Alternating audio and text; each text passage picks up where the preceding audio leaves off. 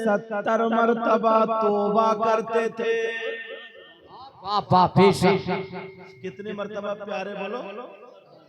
दूसरी हदीस में आता है 73 मरतबा। मेरे नबी 70 मरतबा तौबा करते थे। जरा गौर करो, तौबा का मतलब क्या है? माफी मांगना। कोई गलती कर दे तो माफी मांगना। और अल्लाह के रसूल बल्कि सारे अंबिया गुनाहों से पाको साफ थे। मासूम अनिल खता, गुनाहगार नहीं थे। नबी खताकार नहीं, गुनाहगार नहीं, तो फिर तौबा क्यों? सवाल समझे भाई? मैं कोई मुझसे कह के इनसे माफी मांगू तो पूछूं ना गलती क्या हुई है नहीं?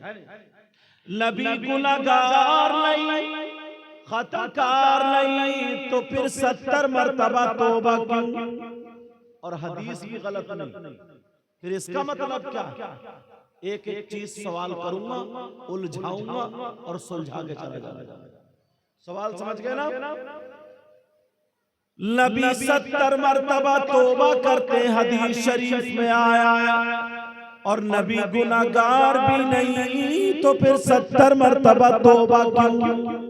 जी सुनो, इसलिए सारी हदीसें, सारी की सारी हदीसें जो नबी की थी, उनमें से कुछ हदीसें ऐसी होती हैं जो उम्मत की तालीम के लिए होती है। किसके लिए होती है बोलो?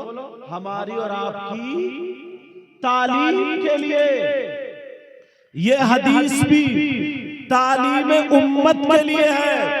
मतलब ये है कि जो नबी सर से लेकर के पांव तक गुनाहों से पाको साफ, उनका एक एक रुंगटा पाक। नबी गुनाहगार नहीं, खताकार नहीं, तो वो तो 70 मरतबा तौबा करे। और हम गुनाहगार, हम खताकार, हम सियाकार, सर से लेके पांव तक गुनाहगार, तो हमें कितनी मरतबा तौबा करनी चाहिए? नबी ने तालीम दी। मुझे देखो, नबी फरमाते मैं गुनाहगार नहीं, मगर मैं तो 70 मरतबा तौबा करता हूं, और तुम गुनाहगार हो तो तुम्हें कितनी करनी चाहिए? अब ईमानदारी से सीने पे हाथ रख के बताओ, क्या अल्लाह के घर में जाकर के तौबा करते हो? 8 दिन में तो मुश्किल से जुमे को जाता है। 5 वक्त की पढ़ने वाले 10-20 होंगे, और ये जितने कूद कूद के नारे लगाने वाले ना, आधे इनमें से खड़मुत्तू होंगे। आधे खड़मुत्तू का मतलब है खड़े खड़े मुतने वाला। आधे इनमें से खड़मुत्तू होंगे। 5 वक्त की नमाज फर्ज, मगर जुमे जुमे को जाता है। और बाज ना इतना बड़ा सनीचर है, जुमे को भी मकड़ी आ जाता है। बीबी कह रही है जी नहाते क्यों नहीं? तो कह रहे अभी अजान थोड़ी हुई है, रुक जा। अजान थोड़ी हुई है, रुक जा। और जलसे में आकर के एक नारा लगाया, जन्नती हो जाता है। जरा नबी की हदीस देखो, नबी गुनाहगार नहीं, खताकार नहीं, नबी 100 मरतबा और 70 मरतबा, 73 मरतबा नबी गुनाहों से तौबा कर रहे हैं, और हम गुनाहगार हैं। हमें कितनी मरतबा हर सांस पे अल्लाह की बारगाह में हमें तौबा करनी चाहिए। हे अल्लाह, हम सब के गुनाह माफ। बेशक। लेकिन कहां गिरेबान में झांक के देते। आज हमें कोई अच्छा खाना खिला दे, शुक्रिया अदा करते। कोई रुमाल दे दे, शुक्रिया अदा करते। गले में हार डाल दे, शुक्रिया अदा करते। अमामा डाल दे दे गले में, कोई माला पहना दे, शुक्रिया अदा करते। बोलो है कि नहीं? अल्लाह ने तुम्हें 2 चीजें, 2 नेमतें ऐसी दी हैं कि पूरी दुनिया की दौलत अगर एक पल्ले में रख दोगे तब भी उसका मुकाबला नहीं हो सकता। एक दौलत ये कि आप जब अंदर को सांस लेते हैं और वो अंदर ही रह जाए, बाहर ना आए, तो क्या होगा? इंतकाल हो गया। दूसरी एक बाहर को सांस लेते हैं, अंदर ना जाए, बाहर रह जाए, अब क्या हुआ? उसका भी इंतकाल। ये सांसें किसने दी? किसी के बाप ने दी? अल्लाह पाक ने दी। तुमसे पैसा लिया, रुपया लिया, खजाना लिया, मर्द और औरत दोनों को अल्लाह ने सांसें दी है। एक छोटा सा हार डालने पे इतना बड़ा शुक्रिया, एक बीघा जमीन दे दे, चीख चीख कर शुक्रिया। अल्लाह ने सांसें दी है, अल्लाह ने हाथ दिए, पांव दिए, रुपये दिए, सारी चीजें अल्लाह ने दी है, उसका कोई शुक्रिया नहीं है। फजर की अजान होती है, पड़ा हुआ सोता रहता है, जोहर में मस्जिद नहीं जाता, असर की नहीं पढ़ता, मगरिब की नहीं पढ़ता, ईशा की नहीं पढ़ता, फजर की नहीं पढ़ता। अब मुझे बताओ, वो मालिक, वो खालिक जिसने तुम्हें आंखें दी है, क्या तुमसे राजी हो सकता है? जिसने तुम्हें हाथ दिए हैं उसको सजदा नहीं करो, क्या वो राजी हो सकता है? जिसने तुम्हें जान दी है, क्या वो राजी हो सकता है? हरगिज़ नहीं हो सकता। अगर अल्लाह को राजी करना है तो 5 वक्त मस्जिद में जाकर के नमाज पढ़नी। नारे तकबीर, नारे रिसालत, नारे गौसियत, फैज़ाने गौसे आज़म, फस्ल-ए आला हज़रत। मुख्तसर हल्का वाला। लोग सोच रहे होंगे यार ऐसे मौलाना होते जो एक बात सुनाते और सबको जन्नती बना देते, ऐसे मौलाना होते। यार ये तो नमाज पढ़ने की बता रहे, ये तो वो काम, लेकिन जो समझदार है वो सुनेंगे। और अब अल्हम्दुलिल्लाह सब में समझदारी आ रही है। समझ रहे हैं ना मेरी बात? यार ये नेमत है। एक मर्तबा ना मैं अजमेर शरीफ गया, तुम भी जाते हो, और बाज गांव में तो इतने बड़े जाहिल हैं, अल्लाह माफ फरमाए। कलियर शरीफ को बस जा रही थी तो उन लोगों ने क्या करा, सारी औरतों को और आदमियों को जितने जा रहे थे ना मदार शरीफ पे, कलियर शरीफ, उन सबको हार पहनाए और वो बस जो थी सजाई और बैंड बाजा और डीजे मंगा करके पूरे गांव में बैंड बाजे से उनका जुलूस निकाला, तो वो कलियर गए। इतने नालायक लगाया। क्या हो गया इस कौम को? एक तो वैसे ही औरतों का मज़ारात पर जाना जायज नहीं, औरतों का मज़ारात पे जाना जायज नहीं, मर्दों का मज़ारात पर जाना जायज है, औरतों का नहीं। मगर ईमानदारी से बताइयो, तुम गए धान लगाने और ये अगरबत्ती लिए घूम रही है, ये कर रही है जुमेरात पे जुमेरात, जुमेरात पे जुमेरात, तरीके की जुमेरात पे जुमेरात, और तुम्हें डाल दिया चक्कर में। जहां थोड़ा सर में दर्द हुआ, बिरयानी की एक देख बोल दो, 3,500 की बन रही, अब तू चोरी कर या डकैती कर, लेके आ, अब कुछ भी कर, लेके आ। अच्छा ये बात सही नहीं, औरतों का मज़ारात पर जाना जायज नहीं। यार एक बात समझ में नहीं आती, तुम अगर दिमाग से मेरी तकरीर सुनोगे ना तो तुम्हारे हर बात समझ में आएगी इंशाल्लाह। बताऊं, जितनी औरतें मज़ारात पे खेल रही हैं, कूद रही हैं, नाच रही हैं, ऐसी ऐसी कूद रही है, समझो उल्टी टंगी पड़ी है। मैं गारंटेड बता रहा हूं, गारंटी से, अगर 100 कूद रही है ना तो 5 ऐसी होंगी जिनमें कुछ है और 95 तो खाली ढचोकला। मानो या मत मानो, जिन्नात कहां है? हक बात मानो, जिन्नात कहां? मैं बताऊं कहां। अल्लाह फरमाता व इज़ क़ाला रब्बुका लिल मलाइकति इन्नी जाइलुन फिल अर्दि खलीफा। इसकी तफसीर जब पढ़ोगे तो इंसानों से पहले दुनिया में जिन्नात थे। समझ रहे मेरी बात? जिन्नात थे, अल्लाह ने एक जमात भेजी, उन जिन्नातों को हटाया कि अब मैं इंसान बसाऊंगा। जिन्नात को हटाया, मारा, कत्लेआम किया, कुछ बच गए, थोड़े से बच्चे, वो कहां चले गए? जंगलात में चले गए, पहाड़ों में चले गए, बियाबान में चले गए। कुरान की तफसीर, अब जिन्नात कहाँ है? जंगलात में है, बियाबान में है, पहाड़ों में।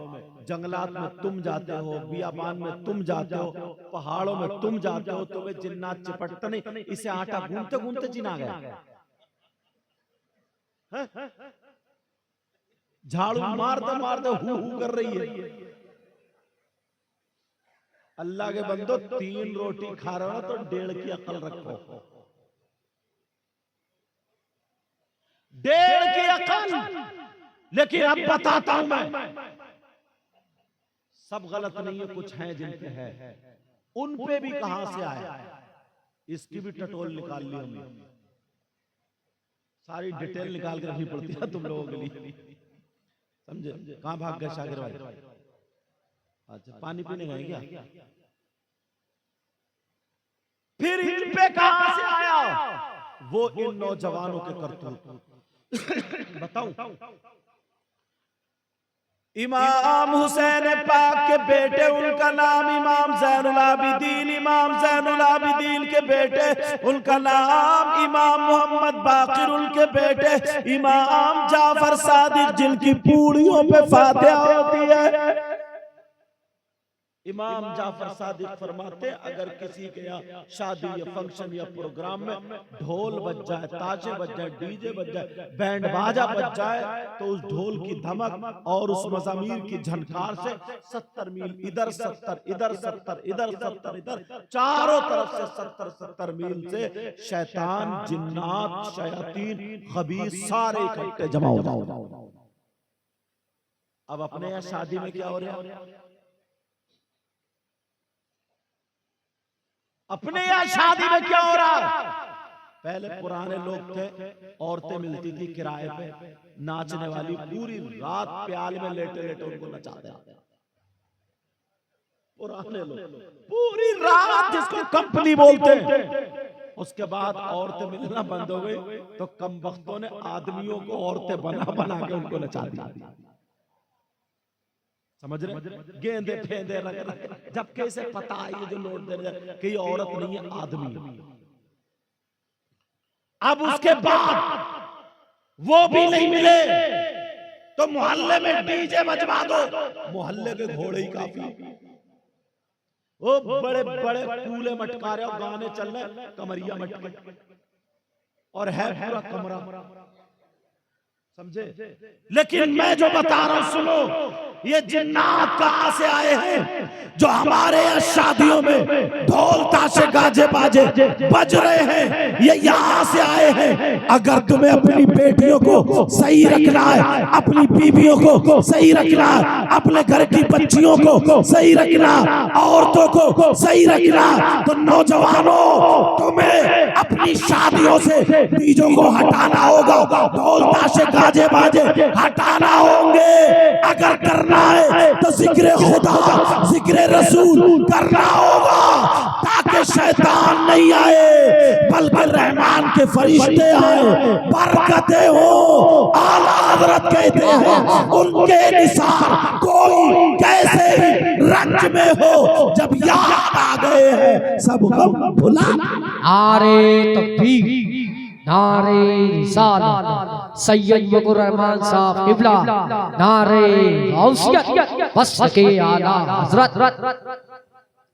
ये भी कमी हम लोगों की नहीं है। एक बात और बताऊं, थोड़ी मेरी तकरीर लगती हुई चलती है, इसलिए मैं खरी बोलता हूं।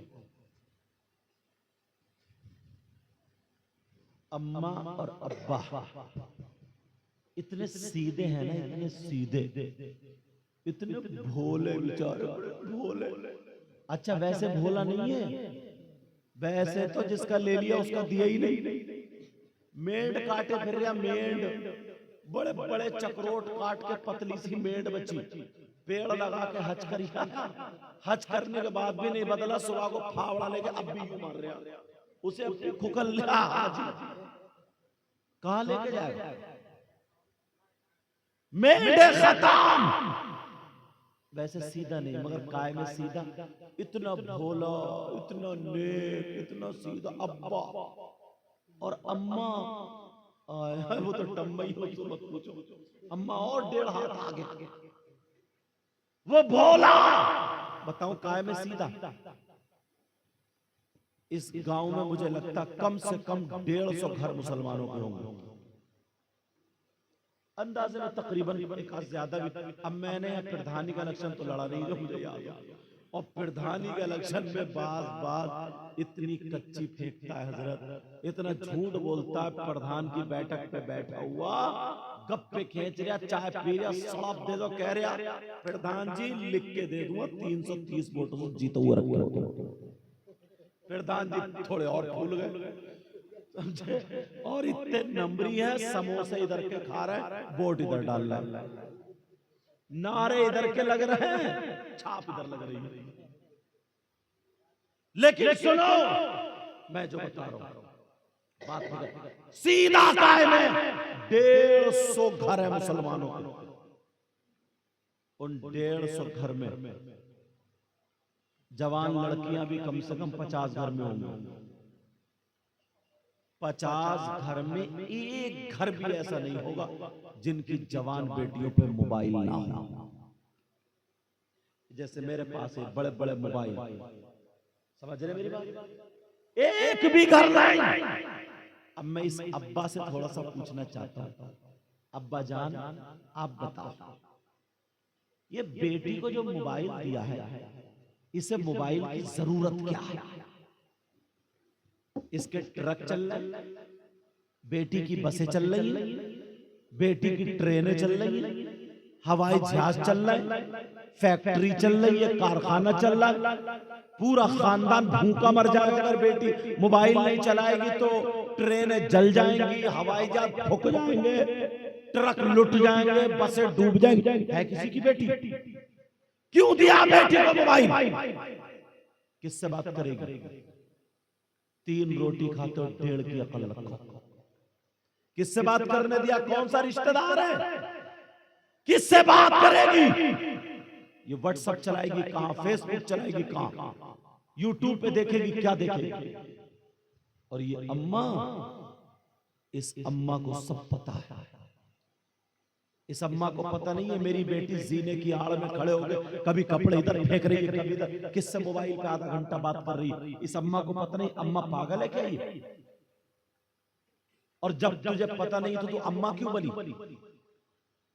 बस पैदा कर देने का नाम, धड़ा फड़ा बच्चे पैदा कर दे, इसी का नाम अम्मा? ऐसे तो ज्यादा कुतिया करती है। लेकिन सुनो, मेरी बात लगेगी मगर सुन लेना, ये गांव है, देहात है। अगर यहां की लड़की को मैं या आप ले जाकर पीलीभीत छोड़ दे, उसे अपना घर नहीं मिलेगा। मगर ये बताओ उसके पास बंबई का फैशन कहां से आया? तुम्हारे यहाँ शादी होती होगी, दुपट्टे देखते होगे कहां टंगा, वो खूंटा जो खड़ा उस पर टंगा, जैसे पहले मक्का रखाने टांड गाड़ते थे, टांड। अरे नहीं है क्या? बाप कहां है? बाप बेटे के दुपट्टे यहां नहीं, यहां पड़े, यहां पिन लगा दिया, आमद जाइए इधर। बाल अपने नहीं, जूड़ा खरीद के, जैसे पहले छप्पा ठोकते थे, अब वो जूड़ा ठोक रही है, पिने 10 पिन लगा दी। बाप कहां है? आस्तीन नहीं, बाप कहां है? शादियों में देख लेना, अगर 50 लड़कियां आए तो एक के भी सर पे दुपट्टा नहीं मिलेगा। बाप कहां? उसके खाने का ढंग फिल्मों जैसा, पहनने ओढ़ने का ढंग फिल्मों जैसा, बातचीत करने का ढंग फिल्मों जैसा। अरे 50 लड़कियां गैर मुस्लिम लड़कों से टच हो गई, अपने माँ बाप को छोड़ के चली गई। तुम्हें क्या पता? भी कोने में रह रहे हो, हिंदुस्तान को देखो। मैं इसलिए ये तकरीर करता हूं क्योंकि मेरी तकरीर पूरे हिंदुस्तान में जाती है, और तुम्हारे गांव का नाम इसलिए लेता हूं क्योंकि मैं एकदम क्लियर करके बोलता हूं। गांव का नाम इसलिए लेता हूं ताकि तुम इतनी मेहनत करो, तुम्हारे गांव का नाम भी साथ में जाए कि वहां पे जलसा हुआ था।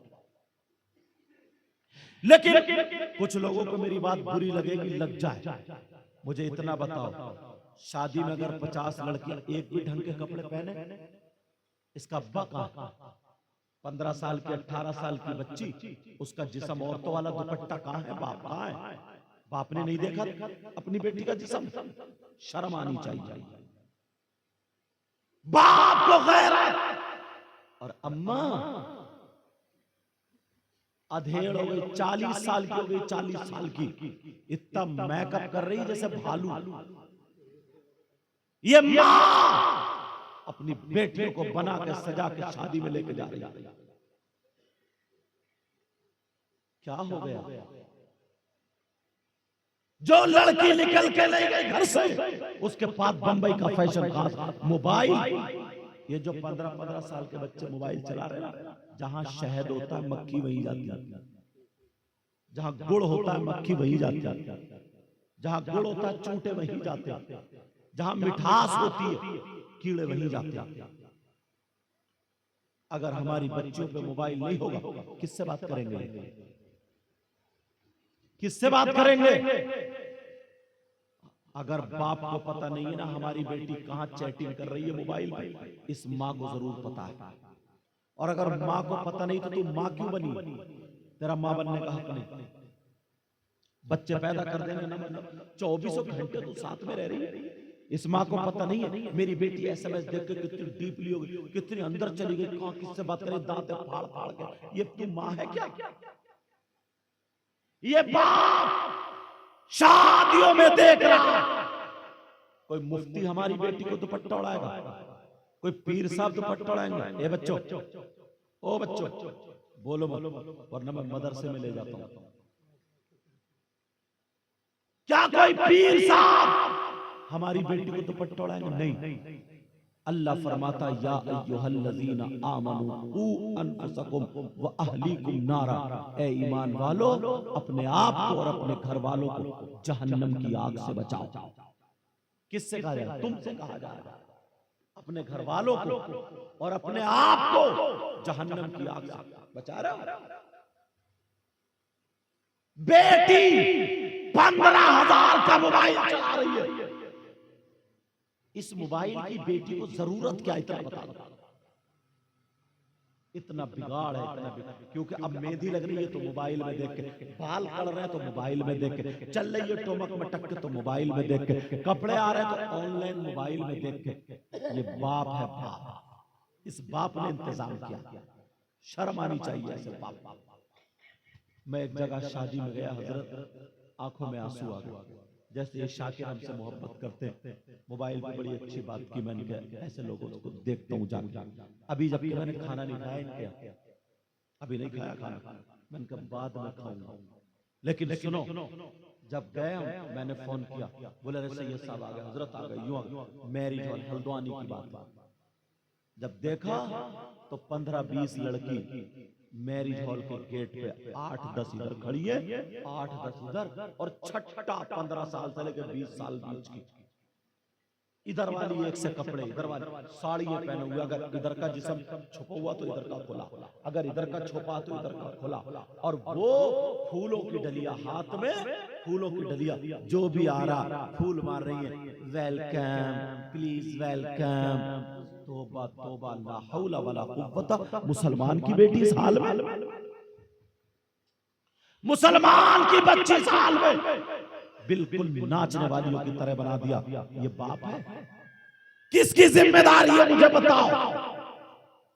अगर तुम्हें माशरा सुधारना है, तुम्हें माहौल सुधारना है, तो बेटियों के हाथ से मोबाइल लेना होगा। इस मोबाइल में आग लगा दो, आग, और बेटियों से मोबाइल को दूर रखो। हर बेहया बनाने वाली चीज को बेटियों से दूर रखो। अगर देना है तुम्हें तो अपनी बेटी को मोबाइल नहीं, दीनी किताब दे दो, इस्लामी किताब दे दो। अगर पढ़वाना है तो कुरान पढ़वाओ, अगर पढ़वाना है तो हदीस पढ़वाओ। हजरत खदीजा की जिंदगी पढ़वाओ, हजरत मैमूना की जिंदगी पढ़वाओ, हजरत आयशा की जिंदगी पढ़वाओ। अगर हमारी बेटी नबी की बेटी की जिंदगी पढ़ेगी तो तो खाएगी हमारी बेटी, लेकिन ढंग फातिमा का होगा। पिएगी हमारी बेटी, ढंग फातिमा का होगा। सोएगी हमारी बेटी, ढंग फातिमा का होगा। उठेगी हमारी बेटी, ढंग फातिमा का होगा। चलेगी फिरेगी, खाएगी पिएगी, सोएगी जागेगी हमारी बेटी, ढंग फातिमा का होगा। अगर ऐसी बेटी बाप के घर में हो तो बाप के लिए रहमत बन जाती है, शौहर के घर में हो शौहर के लिए नेमत बन जाती है, और जब मां बने तो इसके कदमों के नीचे जन्नत बन जाती है। नारे तकबीर, नारे तकबीर, नारे रिसालत, नारे रिसालत। मसलके आला हजरत हजरत अल्लामा सैयद मुकम्मल रहमान साहिब किबला। मैं किसी दूसरे को क्यों कहूं?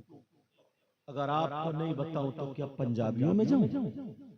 कितनी मेहनत से जलसा होता है, तुम लोग चंदा करते हो, लंगर करते हो, अल्लाह का शुक्र है यार। और वो भी बहुत ज्यादा फोर्स नहीं, मुझे बताया इन्होंने शाकिर ने, बहुत ज्यादा फोर्स नहीं, कुछ लड़के हैं अपने पास से मिलके, या जो चाय दे दे वो से पाक के लंगर में, यही होता ना यार। तुम लोग खुशकिस्मत हो, तो मैं चाहता हूँ ऐसी बातें देखे।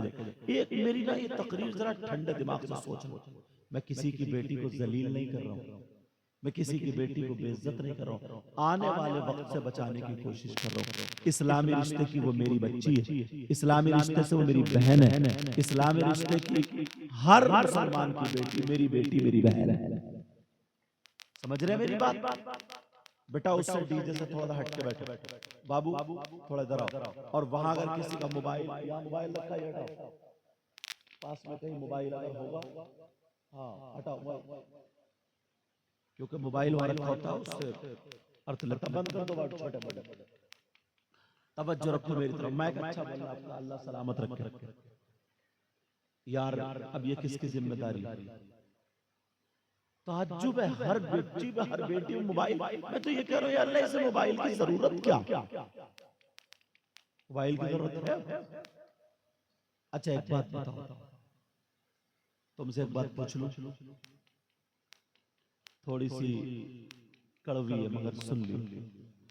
तुम्हारे गांव में कोई शख्स ऐसा है जो किसी का मुर्गा मर जाए, मरा हुआ मुर्गा खाता हो?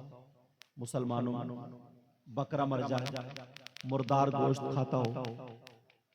या किसी के भाई का इंतकाल हुआ, पुराने बुजुर्ग भी यहाँ बैठे ये बता सकते हैं, बेटा संभालो ना इसको, किसी के बंद कर दिया, किसी के भाई का इंतकाल हो गया हो, मेरी तरफ तवज्जो रखो, किसी के भाई का इंतकाल हो गया हो और वो अपने भाई का गोश्त नोच नोच के खा रहा हो, तुमने ऐसा देखा? कोई तुम्हारे गांव में कोई है ऐसा? बोलो हाँ या ना बोलो।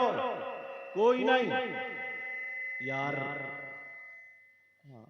यार जिसका भाई मर चुका हो, शादी हुई तो एक बीबी है, छोटे छोटे बच्चे हैं, माँ है, बाप है, रिश्तेदार है, ये सारे लोग हैं, और वो आए और अपने भाई का गोश्त नोच नोच के खाए। ऐसा शख्स अगर तुम्हारे गांव में हो, आ जाए, तो तुम उससे दोस्ती करोगे? बोलो, उससे दस्तरखान पर बिठा लोगे? उससे रिश्तेदारी करोगे? उसके गले में हाथ डाल के घूमोगे? और अगर तुम में से कोई हो तो तौबा करोगे? तुम्हारे गांव में 50% लोग हैं, इतने बैठे ना, इनमें से कम 50 आदमी ऐसे हैं। आप कहोगे पहली मर्तबा है, और कौन से मौलाना को बुला लिया, क्या बोलना है? पूरे हिंदुस्तान में बोलता हूं, और दूसरी जगहों पे भी, हिंदुस्तान के बाहर भी जाता हूं। ऐसा नहीं हो, जिम्मेदारी से बोल कर जाता हूं। जो बात कहूंगा डंके की चोट पे कोई माई का लाल गलत साबित कर दे तो मुंह मांगा इनाम। अल्लाह गुरूर तकब्बुर घमंड रिया से बचा। वो तो मेरा तुमसे दिल लगा, तो मैंने कुछ बातें शुरू में ऐसी की ताकि तुम मेरे करीब हो जाओ। समझ रहे मेरी बात? कौन है जो अपने मरे हुए भाई का गोश्त खाने जैसा? बेटा बाबू मैं जरा अच्छा कर लो बाबू, क्योंकि मेरी आदत नहीं है मैं किसी को, मैक वालों को ज्यादा टोकूं। कोई शायर होते तो फेंका पागी कर देते, मगर मैं नहीं, खुद ही कर लेंगे। सब जानते हैं हमारा कारोबार अच्छा चलेगा। ठीक है, तवज्जो रखो मेरी तरफ, वो खुद करेंगे तुम मेरी तरफ देखो। कौन है ऐसा जो अपने मरे हुए भाई का गोश्त खाने जैसा? और औरतों में कम से कम 80 औरतें ऐसी होंगी। अगर इजाजत हो तो बताऊं, नाम बताऊं, ऐसी बताऊं? डर गए तुम तो कि यार के नाम आ ही रह जाए। मुझे शाकिर के अलावा नाम भी याद नहीं है किसी के, समझे? लेकिन सुनो, कौन है वो? अगर इमाम साहब से पूछूं तो कोई ये कह सकता मैं इनकी नहीं मानता। शायर साहब से मुनाजिर हुसैन, वो बदायूनी थे, ये रामपुरी, अब तो उत्तराखंड, समझे, सरौली। अगर इनसे पूछूं तो कोई ये कह सकता मैं इनकी नहीं मानता। झगड़े ना, कोई कहता मैं बरेली वालों को नहीं मानता, कोई कहता मैं देवबंद वालों को नहीं मानता, कोई कहता मैं लखनऊ वालों की, कोई किसी की, कोई किसी की। तो झगड़ा कैसे खत्म होगा? मगर यार अगर आया हूं ना तो बात तुम्हें वहां ले जाकर रखूंगा कि कोई माइका लाल ये कह नहीं सकता मैं इन्हें नहीं मानता। और अगर जो ये कह दे कि मैं इन्हें नहीं मानता तो हम समझ लेंगे इसका ईमान ही नहीं। कौन है वो? किससे पूछना है? जो इस गांव में कम से कम 50 लोग ऐसे हैं जैसे अपने मरे हुए भाई का गोश्त खाते। अब बुजुर्ग चक्कर में पड़ गए, हमने तो देखा ही नहीं, इतनी उम्र हो गई। लेकिन किससे पूछोगे? किसी मौलाना से नहीं, किसी मुफ्ती से नहीं, किसी आलिम से नहीं, किसी इमाम से नहीं, कुरान से पूछो। किससे पूछो? बोलो बोलो बोलो, कुरान से। क्या कुरान गलत हो सकता है? कुरान का कोई लफ्ज गलत हो सकता है? पूरी दुनिया गलत हो सकती है मगर कुरान गलत। हमारी समझ में आए या ना आए लेकिन कुरान को हम मानेंगे, बोलो इंशाअल्लाह। और जो कुरान को ना माने या कुरान की ना माने तो क्या वो ईमान वाला हो सकता है? बोलो। अल्लाह फरमाता है कुरान में बिल्कुल शक नहीं, एक लफ्ज में शक नहीं, एक हर्फ में शक नहीं। अल्लाह खुद कहता है ज़ालिकल किताबुल ला रैब फीह, ये वो किताब है जिसमें शक तो छोड़ो, शक की गुंजाइश भी नहीं। शक की, अब कुरान की आयत मैं पढ़ता हूं, हाफिज लोग हैं, गलत पढ़ूंगा तो मुझे पकड़ लेंगे ताकि मेरी भी इस्लाह हो जाए, वरना एकदम क्लियर। बिस्मिल्लाहिर्रहमानिर्रहीम। वला यग़तब, ये रहने दो बाबू, वला यग़तब बादुकुम बादा अयुहिब्बु अहदुकुम अन याकुला लहमा अखीही मैतन फकरीतुम। बोलो कुरान क्या आयत है ये? इसका तर्जमा करूं, अगर गलत हो घर जाके मोबाइल में देख लेना, कुरान में देख लेना, मफहूमन तर्जमा करूंगा ताकि सबकी समझ में आ जाए। कौन है जो अपने मरे हुए भाई का गोश्त खाने जैसा है? अल्लाह फरमाता है अगर कोई आपस में एक दूसरे की गीबत करता है, चुगली करता है, पीठ पीछे बुराई करता है। अब पूरे गांव में 50 आदमी ऐसे नहीं होंगे जो गीबत करते हैं। कम बताए मैंने, कम बताए हैं ये। तुम अब ये बला मौलाना लोगों में भी आ गई, पीरों में भी आ गई। गीबत करने वाला और औरतें 80%। एक औरत ने तो गीबत करते करते बकरी मार डाली। हाँ, बहस हो गई बकरी से, ना बकरी चुपे ना औरत चुपे, बोलते बोलते बकरी मर गई, औरत बच गई। इसलिए बीच में कर रहा हूं ताकि तुम थक ना जाओ। इंजेक्शन क्या करूं, एंटीबायोटिक देनी पड़ रही है मुझे। लेकिन सुनो, एकदम फिर वहीं आ जाएगा, फिर वहीं आ जाएगा। 80% बोलो गीबत चायों की दुकान पे, होटलों पे, बैठक पे, कोने पे, नुक्कड़, यहाँ तक के हजरत, मुझे यहाँ का तो पता नहीं, यहाँ तक के जिस इमाम के पीछे मुक्तदी नमाज पढ़ रहे ना, उस इमाम की बुराई मार देता है। कभी किसी के यहाँ फातिहा है और इमाम के बेटे की तबीयत खराब हो, बीबी की या किसी की चला गया, तो सबसे बड़ा दुश्मन यही कसम खा लेता है कि अब तू जरा गांव में रह के दिखेगी। अब शुक के थोड़ा बोले यार, वो देखो यार इमाम साहब आदमी ठीक नहीं। बोले क्यों? बोले यार नमाज पढ़ते हुए दिल नहीं लगता। अच्छा तू इतना बड़ा वली हो गया, अत्तहियात याद नहीं। एक गांव में मसला आ गया मेरे पास। बोले हजरत इमाम साहब हमारे सही नहीं। मैंने कहा क्यों? बोले इमाम के पीछे नमाज पढ़ते हो हमारा दिल नहीं लगता। मैंने कहा दुआ कुनूत सुना, अब दुआ कुनूत याद नहीं। मैंने कहा तहियात सुना, वो याद नहीं। मैंने कहा खैर मनाओ, तुम मदरसे में नहीं हो वरना मुर्गा बना के मारता। शर्म नहीं आ रही? इतने बड़े हो गए अभी तक नमाज याद नहीं और तुम इमाम में कीड़े निकाल रहे हो। लेकिन सुनो, गीबत करने वाला कितने लोग, चुगली करने वाला, वला यग़्तब बअदुकुम बअदा, जो आपस में एक दूसरे की गीबत कर रहे, चुगली कर रहे, गीबत करने वाला, पीछे बुराई करने वाला, अल्लाह फरमाता ऐसा है जैसे मरे हुए सगे भाई का गोश्त खाने वाला है। हिम्मत तो कुरान को झुटला। अब दो चीजें, या तो तुम्हें गीबत छोड़नी पड़ेगी या फिर ये कहोगे कुरान गलत है। मुझे पूरी उम्मीद है ये तो नहीं कह सकते कि कुरान गलत है।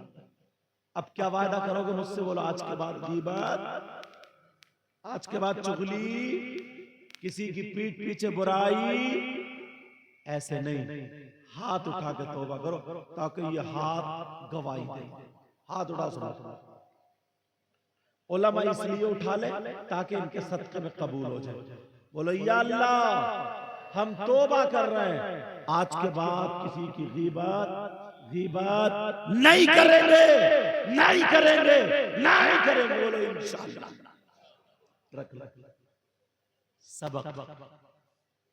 मैं तो कोई भी बात कहूंगा ना, या तो कुरान पे या हदीस पे, इतनी आसान करके आज मैं तकरीर बोल रहा हूँ, तो धीरे धीरे आ रहा हूँ, इसलिए तुम्हारी एक एक क्लियर होती चली जाएगी। और तो मैं ना गीबत के मारे, चुगली के मारे इतना हसद, इतना कीना औरतों में भरा पड़ा है। अगर इनका चेकअप कराया जाए ना तो आधे आधे फेफड़े इनके खराब निकलेंगे हसद के मारे, समझे? इन्हें भी लग रहा मैक वाले भी दो चार सुन नहीं जा रहे हैं। इतना बढ़िया बोल लिया, इतना प्यारा बोल लिया। और मेरी आदत, हाँ मेरी आदत नहीं है जो मैं किसी को कहूं, क्योंकि ये भी मेरे भाई है। हाँ बेटा अच्छा बोल लिया, तुम परेशान मत हो, तुम खाली मेरी परेशान हो रहे हो। ये बहुत अच्छा बुलाना चाहते हैं ना, तो ये सोच रहे हैं मैं वैसे ही बुलाना चाहता हूँ, लेकिन अच्छा बोल लिया, बढ़िया नहीं। हाँ ठीक है बेटा, हाँ हाँ हाँ ठीक। ये बात हो गई क्लियर। दूसरी उठाऊं, सुनना चाह रहे हो, खत्म कर दूं? आज तो तुम हाथ आए हो, सुबह को तुम खेत में हो। इतना हंसा। पहले ना क्या होता था, बाजार में गधे बिकते थे, घोड़े बिकते थे, बैल, बकरी, खच्चर, मुर्गी, मुर्गा, बकरा बिकता था, बकरा। और अब शादी के नाम पे लड़के बिक रहे हैं, लड़के 3-3 लाख रुपए में मंगनी, कुबड़े बुलेट मांग रहे हैं, बुलेट। खटारा खटारा बेकार, जो जू चल लिया टेढ़ा टेढ़ा बुलेट चलाएगा वो। अब इतने बुरे दिन आ गए, इस कुबड़े से ये पूछो तेरा कूला है उधर और बुलेट की गद्दी इधर काय पे रखेगा भाई तू? तेल नहीं पड़ेगा, संभल के तेल। इसकी धुक धुक से बीपी हाई हो जाएगी इसकी। और बाज को तो चलानी नहीं आती, जब ससुराल जाने का नंबर आता ना तो मोहल्ले में 2-4 निठल्ले घूमते हुए मिल ही जाते हैं, जो दोपहर को खाना खाया अम्मा से लड़े और मोबाइल लिया गलियों में घूमते फिरे, निकम्मे, नाकारा, निठल्ले। इससे ज्यादा गाली मुझे याद नहीं है उन लोगों के लिए जो खाली घूम रहे हैं। क्यों घूम रहे हो? खाली काम करो, स्कूल में पढ़ने जाओ, मदरसे में जाओ, अपने माँ बाप का हाथ बटाओ। तुम भी तो इंसान हो, मगर ना मोबाइल लेगा और अम्मा से लड़ा, खाना, हेलो कैसे कपड़े पहने हो तुम, तेरी अम्मा होगी। गौर करो, जब तक ये निठल्ले घूमते रहेंगे। अब वो आया, वो कुबड़ा कह यार चलिए मेरे ससुराल चलिए। बोले चल, ये तो खाने में खाई, तेल डाला, बाल काढ़े, बस बुलेट वो चला रहा, बीच में कुबड़ा बैठा है, पीछे बहू बैठी है, तो ससुराल जा रहा। इससे बेहतर था नदी में डूबने चला जाता।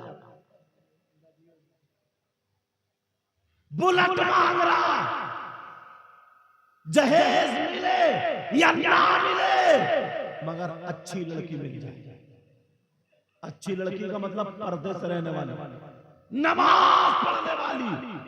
और अम्मा इतनी बड़ी रिश्वतखोरी हो गई है, इसकी भी जब तक कान चिर ना जाना झुमकी से, तब तक इसे बहू पसंद नहीं आती। कल्लो है कल्लो, इसे कल्लो दिख रही है वो बहू। और जैसे ही मिल गई मोटी मोटी झुमकी या टॉप्स, और जैसे चिरे तो कह रही बहू थोड़ी है, चांद का टुकड़ा है, चांद का टुकड़ा, और है कल्लो। ब्यूटी पार्लर पे गोरी हो गया ये। अब तो सारा रंग रूप क्या चल रहा है, बस कहीं से जाके मंगवा लिया। लेकिन सुनो, मैं जो बता रहा हूं वो बात सुनो, मेरी तरफ तवज्जो दो, मेरी तरफ गौर करना इस बात पर। किसी की बेटी का रिश्ता बुलेट या मोटरसाइकिल या 4 पहियों के चक्कर में तुम्हें छोड़ना बना। किसी की बेटी का रिश्ता मत तोड़वाना। कुछ लोग ऐसे होते हैं, और ये औरतें तो बहुत काम करती। पता चला ना किसी की बेटी का रिश्ता अच्छा हो गया, एक लड़का है, जमीन भी है, तो ये चुपके से उसके घर पहुंच जाएगी, डायन बनकर। डायन, मैं उसको डायन बोलता हूं। पहुंच गई और इतनी भोली बनके पान खा रही है, चबा रही है, और कह रही है ये बता तुम्हारे बच्चे कितने? उसने कहा 1 बेटा 2 बेटी। अच्छा, बेटा बड़ा, बेटी का बेटा, कहीं रिश्ता हो गया? कहा हाँ। और ये आई काटने के लिए रिश्ता, इस कुटनी को सब पता, मगर ला कहां से? का रिश्ता हो गया? कहां हो गया? अच्छा कहां हुआ? कहा वो पुरैनिया में हुआ है। एक मिसाल, कब पुरैनिया नाम है, पुरैनिया में हुआ। अच्छा कहां? वो मस्जिद के सामने। अच्छा वो जो 2 मंजिल मकान है, गोरे रंग की लड़की अच्छी सी जो, वो कहां? बोली अच्छा वहां करा। बोली क्या? बोली उस लड़की को दौरे पड़ते थे, ठीक हो गई। बस, एक तो वैसे ही भिखमंगे थे लड़के वाले, लगाइए आग, ये औरत आग लगा के आ गई। अल्लाह के वास्ते ऐसा काम ना करो, ऐसा काम नहीं। अगर लड़की अच्छी लाओगे तो इंशाअल्लाह कामयाब हो जाओगे। जहेज मिले या ना मिले, मगर बच्ची हमारे घर में अच्छी आ जाए, जो पर्दे से रहने वाली हो, नमाज पढ़ने वाली, रातों रात मोबाइल चलाने वाली। अगर अल्लाह का अजाब, और ये नौजवान बच्चों, अगर अल्लाह का अजाब नाजिल हो गया तो कहीं के नहीं रहेंगे। एक लड़की की कहानी सुनाता, एक रिसाला निकला था, उस रिसाले में ये वाक़या लिखा था, लाहौर के करीब की बात, पाकिस्तान। एक लड़की, इकलौती लड़की थी, इकलौती, न उसका भाई न बहन, कोई नहीं, अकेली। माँ बाप उसे आंखों की पलकों पर रखते, बड़ा प्यार देते थे, मगर उसकी सहेली बिगड़ी हुई थी। मैं बच्चियों से कह के जाऊंगा, अगर अपनी सहेली बनाओ तो बिगड़ी हुई नहीं होनी चाहिए। सहेली बनाओ तो कोई आलिमा हो, कोई अच्छी बच्ची हो, साफ सुथरी हो, उसे सहेली बनाओ। उसे दोस्त बनाओ, मगर उसकी सहेली बिगड़ी हुई। नई नई टीवी चली थी, नया नया दौर था टीवी का। जुमे का दिन था, वो लड़की अल्लाह तख्त पे बैठी हुई 16वां सिपारा खोले हुए कुरान शरीफ पढ़ रही थी। तकरीबन आधा सिपारा हो गया और मां चूल्हे पे मिट्टी लगा रही थी और बच्ची बड़े प्यारे अंदाज में। इतने में उसकी सहेली आ गई, दौड़ती हुई आई, भागती हुई, हाँफती आके फौरन उसके गले में हाथ डाल कर चिपट गई। कब बात बता, बात क्या? कहा देख मैं थक गई हूँ और दुनिया में सबसे ज्यादा प्यारी तू है, मालूम है मैं तुझे बुलाने आई हूँ। क्यों? कहा मेरे घर में टीवी चल रही है, टीवी बड़े बड़े अच्छे गाने हैं, फिल्में, टीवी चल रही है, चल तू भी चल देख ले। अब ये शैतान गड़गड़ाने लगा। बोल माँ सुन रही है। लड़की बोली नहीं मैं नहीं जा सकती। कहा क्यों? कहा मेरा भी आधा सिपारा हुआ, पूरा सिपारा पढ़ लूं तब चलूंगी। कहा पागल हो गई, कुरान कहीं को भागा थोड़ी जा रहा, बाद में पढ़ लिए। और अगर सीन निकल गए, गाने निकल गए, फिल्म निकल गई तो तू क्या देखेगी? पागल हो रही, पहले चल वो देख ले, बाद में पढ़ ले। इसकी भी समझ में आ गया। लड़की ने कुरान बंद किया, खड़ी खड़ी। माँ भी खड़ी हुई, कहा नहीं बेटी, नहीं मेरे लाल। वो लड़कियां सुन ले जो अपनी माँ का कहना नहीं मानती। कहा नहीं मेरे लाल, मत जाना, इसके साथ मत जा। मेरी बेटी कुरान मत छोड़, अल्लाह का कलाम मत छोड़। ये तेरी सहेली नहीं है, शैतान है, चुड़ैल है, जिन है, भूत है, तेरी सहेली की शक्ल में शैतान है। जब इतना कहा, ये देखो सो रहे, तवज्जो रखो मेरी तरफ। अब 12 बजे के बाद सो गए नहीं तो क्या रो गए? सब टाइम ये तो बीच बीच में तुम्हें एंटीबायोटिक देता हुआ चल रहा हूं, क्योंकि इतनी मेहनत से बुलाया तो सुनना भी तो। अगर सो गए तो मामला उल्टा हो जाता है। एक मौलवी साहब बोले ब्याज हराम है, इन्हीं की तरह वो समझे प्याज हराम है, सारी प्याज फेंक दी। मौलवी साहब बोले क्यों फेंक रहा, मैं ले जाऊं? बोले हाँ। बोले ये बताओ जुमे में तुमने कहता ब्याज हराम है, वो प्याज हराम है, और तुम कह रहे मैं तो। बोले मैं क्यों बोलता? बोले आपने तो कहा था। बोले मैंने तो ये कहा था प्याज हराम है, तो उल्टी तकरीर समझ लोगे तुम, इसलिए अब नहीं सुन।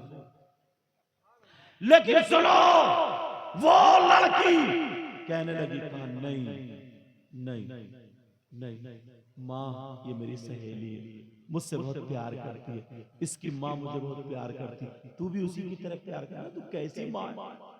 लेकिन लड़की ने नहीं सुना। चल, कहा मेरी बेटी मत जा, मेरे दिल के टुकड़े मत जा, मेरे लाल मत जा।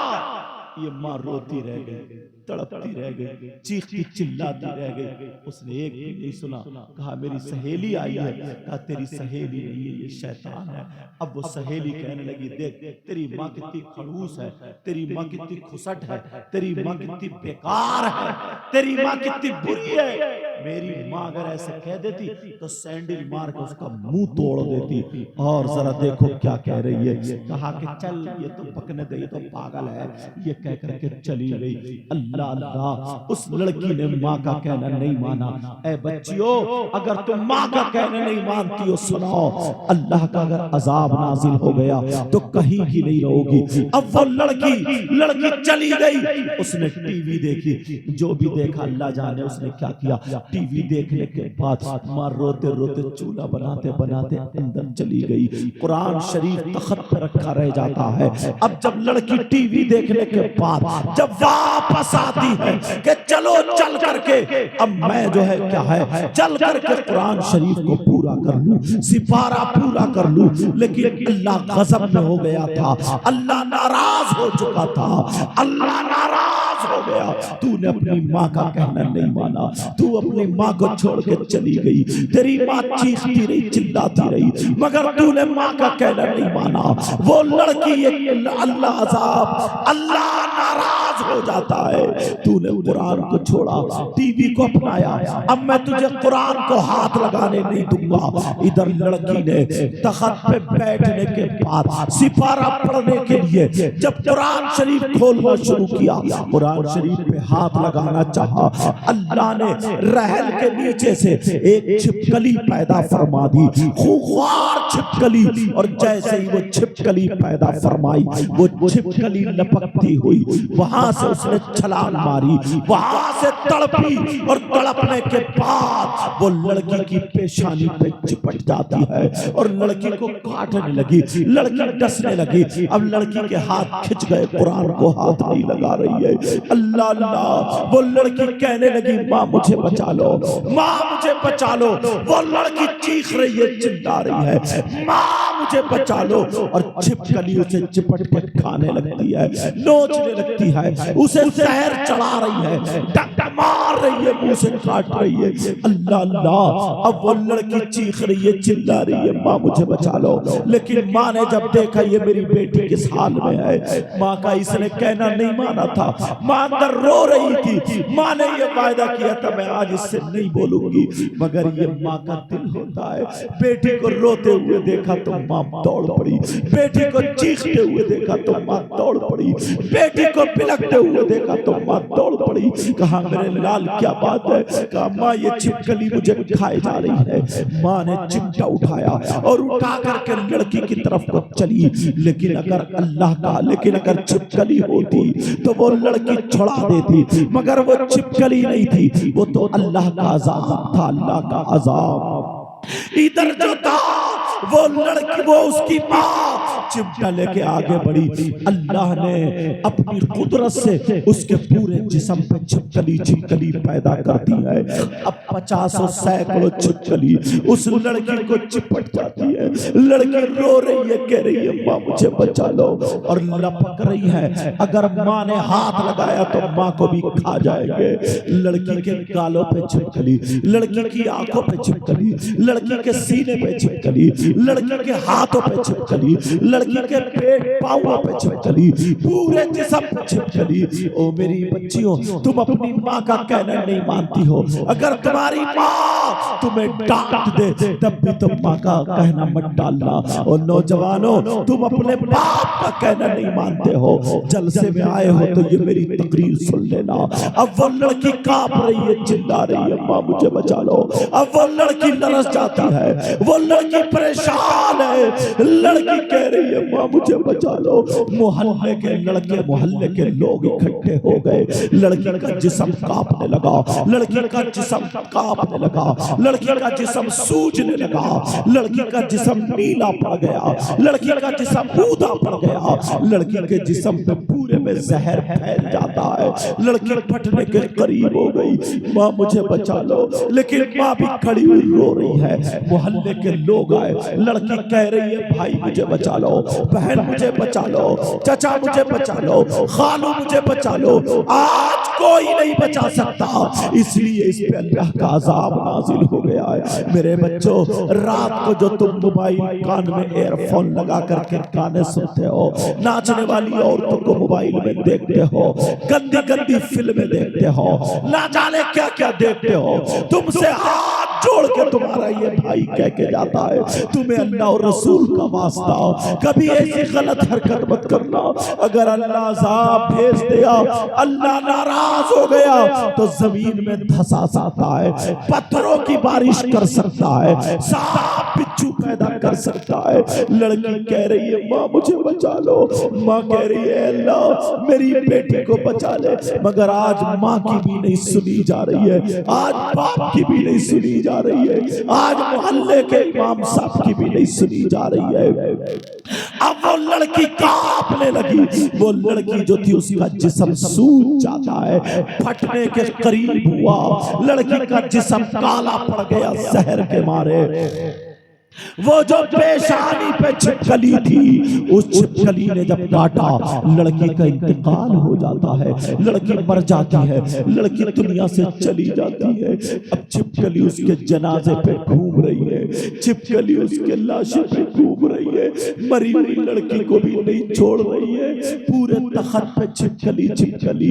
अल्लाह अल्लाह, उस लड़की ने गलत सहेली का कहना माना, फिल्म देखने चली गई। ओ मेरी बच्ची, ओ तुम्हारी अगर कोई सहेली हो और माँ तुम्हारी जो काम कहे उसको कहना, माँ का कहना कभी मत डालना, वरना अल्लाह नाराज हो जाता है। अल्लाह अगर नाराज हो गया तो जमीन और आसमान सब हम पे तंग कर दिए जाते हैं। अल्लाह अल्लाह, अब लड़की का इंतकाल हो गया। लोग कहने लगे कैसे नहलाया जाए, कैसे गुस्ल दिया जाए। पूरा गांव इकट्ठा हो गया। इमाम साहब आ गए। इमाम साहब ने पूछा क्या माजरा है? कहा ऐसे ऐसे बात है। इतने में कहीं से कानों की आवाज आ जाती है, टीवी में या कहीं से कानों की आवाज आई।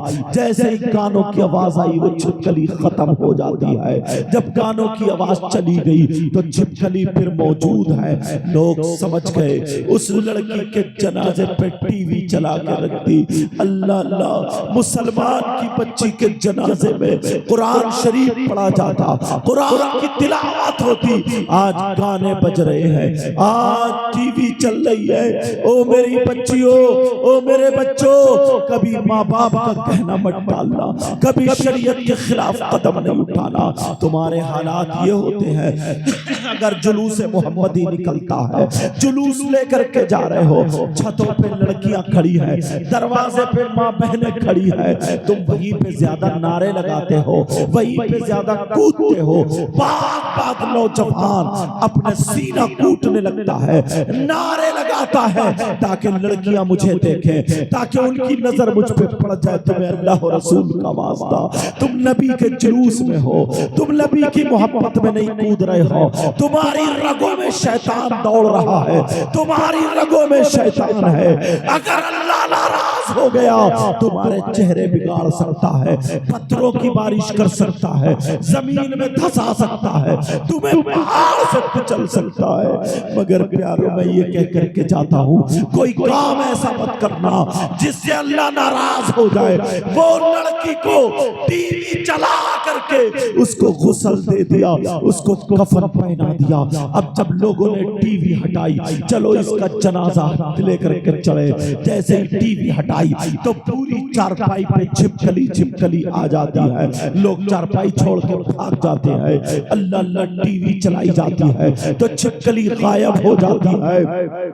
मुसलमान की बच्ची का जनाजा, गाने बजते हुए जा रहे हैं, टीवी चलती हुई जा रही है। अरे मुसलमान की बेटी के जनाजे में लोग कलमा पढ़ते हुए जाते हैं, दुरूद पढ़ते हुए जाते हैं, तौबा करते हुए जाते हैं, अल्लाह का नाम लेते हुए जाते हैं। आज गाने बज रहे हैं, आज टीवी चल रही है। ये हमारी बच्चियां सुन ले जो मोबाइल चलाती है, ऐसा मोबाइल जिसने तुम्हें आधा आधा नंगा कर दिया है, ऐसा मोबाइल जिसने तुम्हें बेइज्जत कर दिया है, तुम्हारा जिस्म दिख चुका है। अब तुम कीमत की नहीं रही, अब तुम लड़की नहीं रही, तुम और नाचने वाली में कोई फर्क नहीं रहा। नबी की बेटी कहती है, सैयदा फातिमा कहती है, औरत के पास सबसे ज्यादा कीमती चीज उसका सोना नहीं है, उसकी चांदी नहीं है, हीरे जवाहरात नहीं है, रुपये पैसे नहीं है। औरत के पास सबसे ज्यादा कीमती चीज उसकी शर्म हया गैरत है, उसकी इज्जत है, उसका पर्दा है, पर्दा। अगर जिस औरत की शर्म हया गैरत मर चुकी हो, जिसकी शर्म खत्म हो चुकी हो, जिसकी गैरत मर चुकी हो, जिसकी हया टूट चुकी हो, जिसकी इज्जत खत्म हो चुकी हो, जिसका जिस्म दिख चुका हो, अब वो औरत बेहया हो जाती है, बेशर्म हो जाती है, उसमें कोई हया नहीं होती है, उसकी कीमत खत्म हो जाती है, उस पर रहमत नहीं बरसती, अल्लाह की लानत बरसती है। पता नहीं कब अजाब नाजिल हो जाए। मेरी बच्चियों, तुम्हारे लिए जिंदगी है, इस मोबाइल ने तुम्हें नंगा कर दिया है, इस मोबाइल ने तुम्हारे कपड़े बदलवा दिए हैं, इस मोबाइल ने तुम्हारी बेइज्जत कर दिया है। आग लगा दो ऐसे मोबाइल में और तुम ये कह सकते कहती हो हम मुसलमान की बेटी है, हमारी माँ मुसलमान, हमारा बाप मुसलमान, हम मर सकते हैं मगर शरीयत का खून नहीं कर सकते, शरीयत के खिलाफ कदम नहीं उठा सकते। ओ मेरी बच्चियों, वो कपड़े जिससे तुम्हारा आधा जिस्म दिखे, वो कपड़े जिससे तुम्हारी आस्तीन दिखे, वो कपड़े जो लाजो पलाजो और पता नहीं क्या क्या जिससे तुम्हारा जिस्म दिखे, मुसलमान की बेटी जिन कपड़ों से नमाज नहीं होती है उसे पहनती नहीं है, चूल्हे में रख देती है, चूल्हे में। अगर तू गैरतदार बेटी है, अगर बच्ची गैरतदार है, आज ये तुम्हारा भाई तुमसे कह करके जाता है उसे चूल्हे में रख के और दुनिया वालों को बता देना, अरे मैं फातिमा तो नहीं बन सकती हूँ मगर कनीज़े फातिमा जरूर।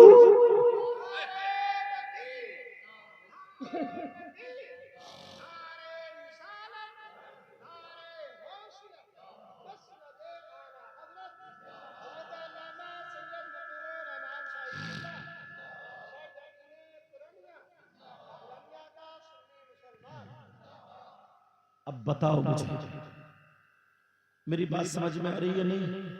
बच्चियों तुम दुनिया वालों को दिखा दो रे हमारा जिस्म कोई देखे, मर सकते हैं मगर शरीयत का खून नहीं कर सकते। उस लड़की को जनाजा लेकर के चले तो टीवी के साथ अपने तो अपने गैर भी देख रहे हैं। कब्रिस्तान चली गई, कब्रिस्तान में जाकर के टीवी हटाई, छिपकली फिर मौजूद। क्या करते हैं? टीवी के साथ उस बच्ची को दफन कर दिया। मुसलमान की बेटी, इकलौती बेटी थी, उसकी कब्र में अहदनामा होता, उसकी कब्र के सराने और पैंती में सूरह बकर की शुरू और आखिरी आयतें पढ़ी जाती, उसकी कब्र पर सूरह इखलास पढ़ी जाती। आज टीवी रखी गई है, टीवी। लोग 40 कदम वापस चले, 40-50 कदम तकरीबन, एक धमाका हुआ, कब्र फटी, टीवी के टुकड़े होकर बाहर गिरी, कब्र फिर बंद।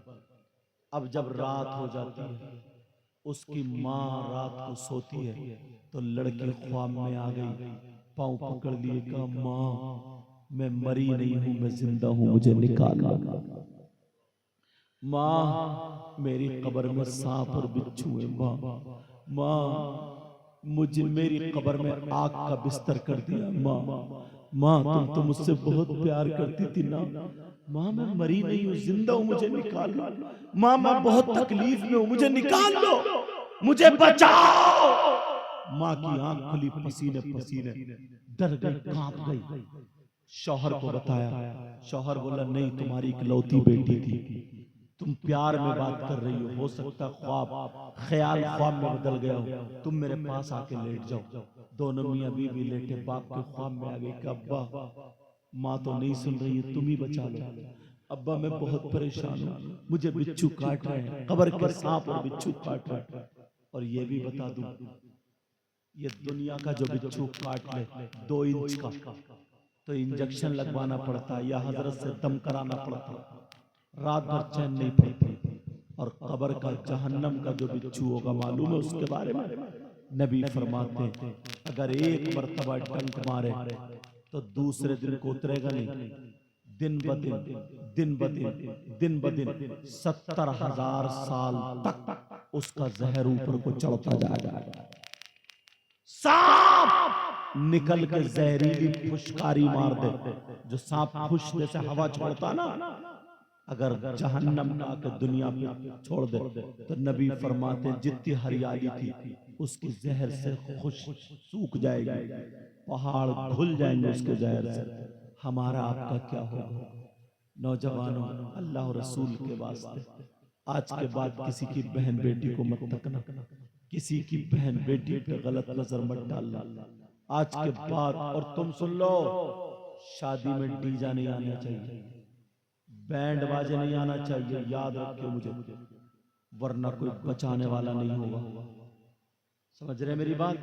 भांगड़ा नहीं, इमाम साहब को बुलाओ, कुरान खानी कराओ, मिलाद शरीफ पढ़वाओ और अगर अल्लाह तुम्हें कुछ दे तो किसी हजरत को बुला करके तकरीर करा दो, नात शरीफ पढ़वा दो, मिलाद शरीफ कराओ। समझ में आ रही बात? सुनो, उस लड़की को ख्वाब में आई, बाप मुझे बचा लो, मुझे बचा लो। बाप की आंख खुली, पसीने पसीने। इमाम साहब ने भी यही ख्वाब देखा, सारे लोगों ने ये 7 दिन गुजर गए। कितने दिन? 7। चलो कब्र खोल के देखें। अल्लाह, अब जब सारे लोग पहुंच गए, आदमी भी पहुंचे, औरतें भी पहुंच जाती हैं, सारे लोग जब वहां पर पहुंचते हैं, चलो चल के कब्र को देखते हैं। जब 4 आदमियों का इमाम साहब ने इंतखाब किया, चलो कब्र को झांक करके देखो, कब्र को खोलो। जैसे ही कब्र खोली है, लोगों, वो लड़की कब्र के अंदर जिंदा तो थी, मगर सांप और बिच्छुओं का बिस्तर हुआ पड़ा था। लड़की तड़प रही थी, चीख रही थी, चिल्ला रही थी, यहाँ तक के सुनो, एक सांप 4 मुंह वाला था, उसने पांवों से लपेटा मारा, कमर में लपेटा मारा, सीने पे लपेटा मारा, गर्दन में लपेटा मारा, ऊपर वाले मुंह से नाक के नथले पकड़े हुए था और जबान की जड़ें दूसरे मुंह से पकड़े था, और दूसरे वाले नीचे वाले मुंह से ये पांव के यहाँ तलुए पे लगाए हुए था, दूसरे पांव पे तलुए पे दूसरा मुंह। और लड़की ऐसे तड़प रही थी जैसे बिजली का करंट लग रहा हो। अल्लाह, लोगों की चीखें निकल गई, कुछ बेहोश हो गई औरतें, आदमी भाग पड़े, मगर ये इमाम, इसकी आंखों में आंसू आ गए। इधर नबी भी याद आ जाते हैं। ये इमाम पीछे नहीं हटा, क्योंकि इसने पढ़ा था, ये आगे पढ़ा, कब्र के करीब हुआ, इसने आंखों को बंद किया, इसने पढ़ा था। नबी ने फरमाया, अगर कहीं अजाब उतरे तो अजान पढ़ो, किसी के घर में जिन्नात हो तो अजान पढ़ो, किसी के घर में आफतें हो अजान पढ़ो, तूफान आए अजान पढ़ो, आंधी आए अजान पढ़ो, बारिश तेज हो अजान पढ़ो, बलाए अर्रा जाए अजान पढ़ो, जिन्नात आ जाए अजान पढ़ो, शैतान आ जाए अजान पढ़ो, जमीनी आसमानी बीमारी आ जाए अजान पढ़ो, अल्लाह का अजाब नाजिल हो अजान पढ़ो। इस इमाम को याद आ गया, आगे बढ़ो, जिसकी तुम बुराई करते हो, ये इमाम आगे बढ़ा, आंखों को बंद किया और कानों में उंगली लगा करके पूरी ताकत से इसने अजान पढ़ना शुरू कर दी।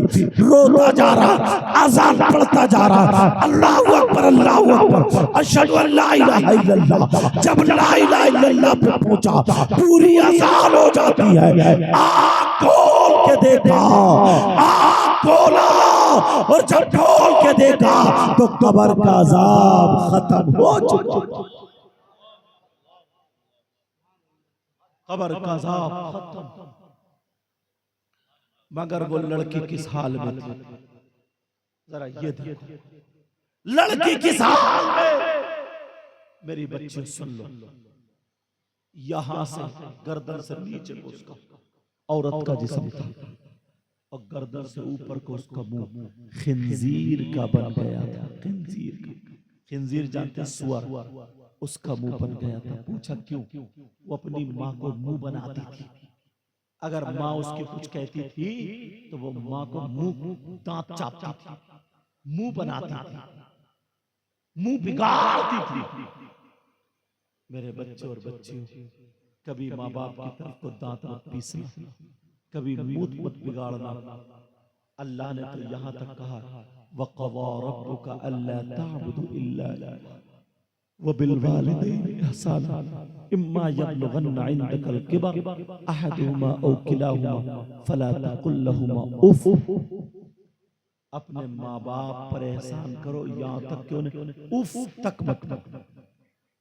कुरान ने क्या कहा? बोलो उन्हें उफ तक मत कहो। आज के बाद कोई अपने माँ बाप का कहना मानेगा या नहीं? बोलो मानेंगे। बोलो इंशाअल्लाह। जिसके माँ बाप का इंतकाल हो चुका है वो जुमे के दिन या पीर के दिन कब्रिस्तान जाया करे। कब्रिस्तान में अगर रास्ता है तो जूते बाहर उतार के वहां तक जा सकते हो, और अगर रास्ता नहीं है तो ऐसा नहीं है, ऐसा करके कूदते उधर कूदा उधर कब्रों को कूदते कूदते अम्मा की कब्र पे गए, अब्बा की, ये इजाजत नहीं। कब्रों को कूदोगे नहीं, किसी की कब्र पे पांव रख के किसी मोमिन भाई को तकलीफ नहीं दोगे। समझ रहे, जायज नहीं है। अगर नहीं है रास्ता तो वही कब्रिस्तान के गेट पे खड़ा हो जाए। सूरह बकर की शुरू और आखिरी आयतें पढ़े, और इतना आसान बता रहा हूँ, कुल हुवल्लाहु अहद अल्लाहु समद लम यलिद वलम यूलद वलम यकुल लहू कुफुवन अहद। इसको सूरह इखलास बोलते हैं। ये 11 मरतबा पढ़े और पढ़ करके दुआ कर दे, अल्लाह मैंने जो पढ़ा इसका सवाब मेरे अब्बा और तमाम लोगों को पहुंचा।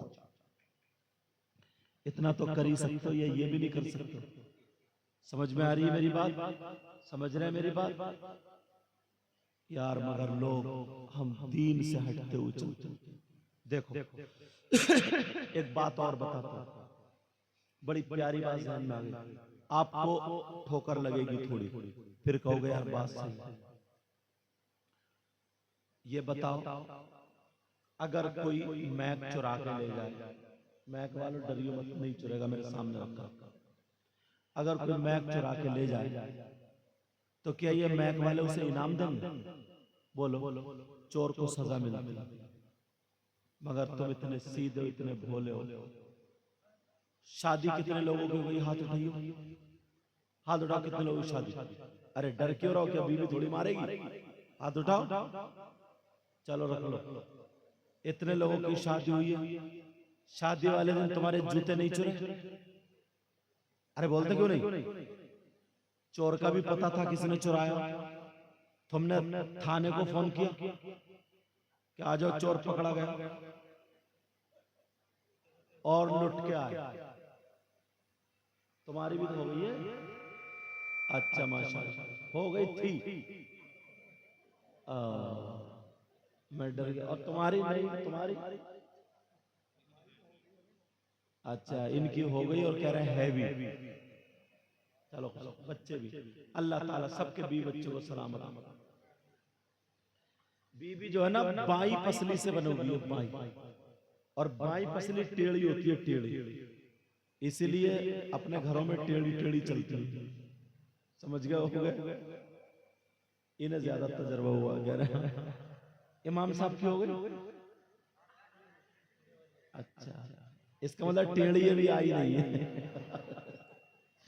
चलो, तो एक साहब की ना बीबी हमेशा उल्टी चलती थी, जो शौहर कहते हैं। तो नदी उतरना थी, तो बैल की पूंछ पकड़े उतर रहे थे। शौहर को ख्याल आया, बीबी से कहा कि जरा मजबूती से पूंछ पकड़ रही, उसने छोड़ दी, गले डूब गई, बह गई। तो पानी इधर चल लिया था, शौहर उधर ऊपर ढूंढ रहा। पूरा गांव इकट्ठा हो गया वहां। बोले ये बताओ डूबी कहां थी? बोले वो नीचे। तो बोले तुम पागल हुए हो क्या? बह के इधर को आएगी, उधर को जाएगी। बोले तुम पागल हुए, 14 साल से मैं झेल रहा हूं। बोले तुम्हें पता नहीं है, वो उल्टी चलती थी, उल्टी। बह के भी उल्टी आएगी। समझ रहे ना मेरी बात? तो बताओ जूती चुरी या नहीं चुरी? साली या साला छोटा चुरा के ले गए, तो तुम इनाम देते हो। इनाम किसको? चोरों को, डकैतों को। क्या दे रहे हो? इनाम देते हो। जैसे ही इनाम दिया, उस चोर की डिमांड पूछी जा रही, कितने? वो बोली 10,000। दूल्हा भाई बोले नहीं 8,000। इतने में 10, 8 में 10। एक चचा मियां आ गया, बोले क्या बात है? बोले ऐसे। बोले ना, 1,000 तुम छोड़ो, 1,000 तुम बढ़ाओ, 9 पे निपटाओ, चलो खत्म करो। चचा मियां ने फैसला कर दिया, बोले 9 पे निपटाओ। और चचा मियां बोले अरे दो, ये तो इनका हक है। बोले है कि नहीं? बोले इनका हक है। यार मैं पूछना चाहता हूँ, इन चचा मियां से पूछो, चोर और चोरनी का हक जानते हो क्या? कुरान में है अस्सारिकु वस्सारिकतु फक्तु ऐदिहुमा। इस्लामी हुकूमत हो तो चोर और चोरनी का हाथ काटो। और तुम 9,000 दिलवा रहे। इतने में अब्बा आ गए, लड़के के अब्बा आ गए। बोले क्या बात है? बोले ऐसे। बोले ना, 1 रुपया भी कम नहीं, पूरे 10 दूंगा। क्यों? बेटे की खुशी का दिन है, आज मुझे दे दिए 10,000। कोई बात नहीं। अब दुल्हन को बिठाला कार में और चले। बच्चों ने कार घेर ली, हमारा। तुमने थाने को फोन किया कि उग्रवादी आ गए, कार घेर लिया। बोलो, वहां भी यही डिमांड। फिर चचा मियां ने फैसला कर दिया, अब्बा आगे बोले नहीं, 1 रुपया नहीं, पूरे 10,000। बेटे की खुशी का दिन जब इतना था। अब आया इमाम साहब के निकाह पढ़ाने का नंबर, यही लाना था मुझे। इमाम साहब ने निकाह पढ़ा दिया। कहा इमाम साहब तुम बोलो। इमाम साहब बोले 10,000। इतना कहना था, अब तो दूल्हा मियां के अब्बा के तन बदन में आग लग गई। बोले इमाम का तो दिमाग खराब है, पागल हो गया, इसके पीछे नमाज नहीं, कैसा इमाम। अब इस दूल्हा मियां के अब्बा से पूछो, पागल, चोरों को तूने 10,000 दे दिए, डकैतों को दे दिए, इमाम का नंबर आया तो मौत आ गई, अब तेरी खुशी कहां गई? सिर्फ शैतानी काम। बोलो होता नहीं होता ही। बुलाओ सदर साहब को, सेक्रेटरी साहब को बुलाया। देखो इमाम क्या कर रहे हैं। सदर साहब बोले इमाम साहब तुम चले जाओ, हम दूसरे ले लेंगे। क्यों? इनकी सदारत का खतरा था, वरना सदारत चली जाती।